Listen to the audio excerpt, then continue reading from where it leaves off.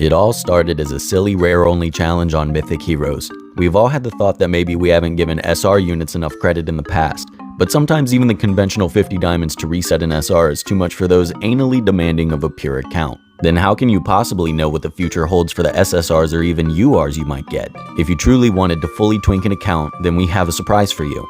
When streaming a seemingly pointless challenge, we discovered something that could possibly change how accounts are built going into the future. And the secret to that strategy is the R units. Now I know what you're thinking. There's absolutely no way that these completely underwhelming units can provide us with any benefit at all.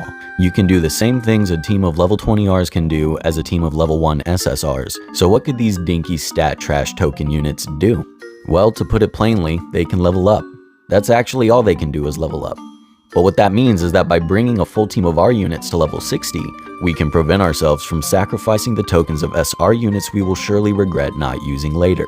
Ascensions and enhancements are an immense source of strength for the first few chapters. When getting stuck on a stage, simply enhancing an SR one time is enough to do the trick. But what if, say, you decided that Balder was a good pick for your team? So to enhance him, you use your spare Muse tokens. It's probable that in the future you really wish you had that attack speed buffing stun machine. Only now you can't ascend her because the copies have been converted into tokens.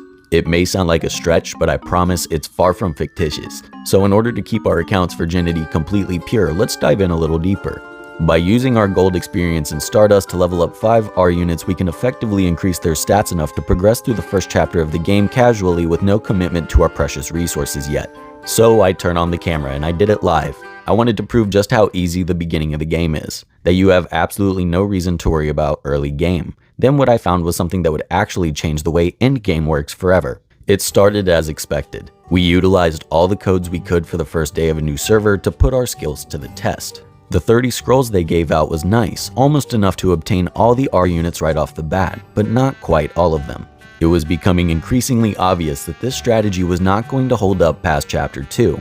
I thought that perhaps progressing campaign with R-only units just long enough to unlock the marketplace could be a feasible goal. And admittedly, we did have a little bit of trouble with this until we stumbled upon a little bit of a glitch. We were able to unlock the marketplace alright. We unlocked the marketplace of my main account on server 11.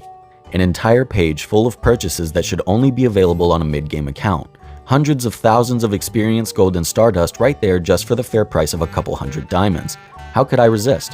I reset the shop a few times, claimed the glitch's riches, and bam, we have a fully decked out team.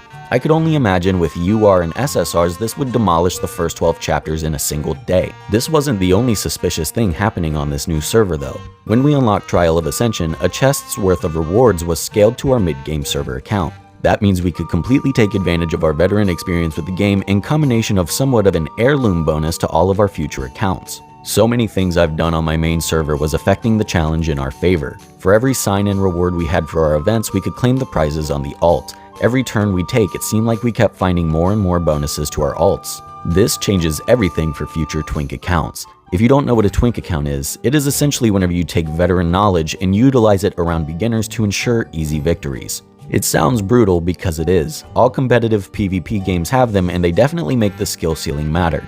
Maybe you're stuck on chapter 30 and in a progression rut just waiting day after day praying to finally down that boss. Now we're talking. Let's turn those tables. Let's be number 1 for once. We got a Christmas bonus in our pocket burning a hole and this is how we're going to sow our wild oats. I challenge all of you to start on a new server. 99% of us have GM or Izanami as our main and 1% using Tamamo. In these new servers, all your polls will be fairgrounds to maybe choose a new alternative main. Who knows, maybe we even begin incorporating ours into our day 1 builds for real. Then if RNG gods bless you with a few copies of Typhon, then seize the day. One thing I know is that it's going to be decent fun either way, so I'll see you guys online later this week. Make sure you're subbed to catch the live stream right here on YouTube. But what happened to the R challenge? Though since it's still so much easier just to put an unascended, unenhanced SR and SSR on your team and do the same thing, it's an idea that could be easily shot down. We pushed a full team of overleveled R units straight into chapter 3 within a couple hours before I ran out of time and ended the stream. The challenge in essence could be extremely difficult but not impossible. I'm sure implementing rules could stir up a bit more excitement in the challenge, like if you could choose a single SR and SSR or something. Comment a rule that you think would help make this challenge more fun. If you got this far, please check my wife's Etsy shop on the way out. It racks up her views and makes her feel good about herself, and that would be very nice. But other than that, y'all, that's gonna do it for me today, and I'll see y'all later. Bye.